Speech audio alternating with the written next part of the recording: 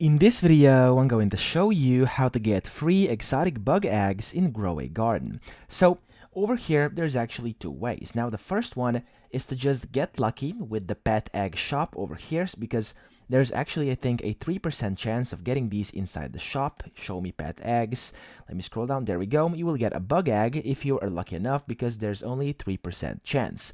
But of course, there's a better way of getting it, and it is inside the shop over here. As you can see, new exotic bug egg. So once you actually get this, you can buy it with Robux, but if you want a free way, you can get it inside the Forever Pack. So make sure to log on every single day when this timer runs out, and then eventually you'll be able to get yourself one of these exotic eggs. Now, of course, it's not guaranteed. You have to get a bit lucky, but it is possible, and within those 13 days, and 14 days almost, you'll be able to basically get them in here. So make sure you log on and claim this Forever Pack for free every single day for your chance to get a free exotic bug egg for yourself as well inside the game. So that's pretty much how you get it. I hope this video helped you out. If it did, please subscribe to the channel and help me out as well.